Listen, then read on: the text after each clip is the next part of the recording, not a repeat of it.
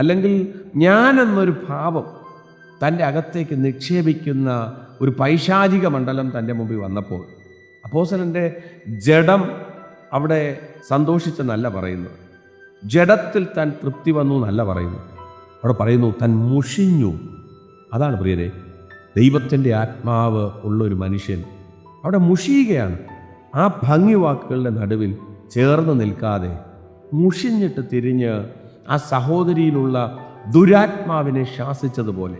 അതെങ്ങനെ സംഭവിച്ചു? അപ്പോസ്തലൻ്റെ അകത്ത് ജഡത്തിൻ്റെ ബലഹീനതയല്ല, ആത്മാവിൻ്റെ ശക്തി ചലിക്കുക.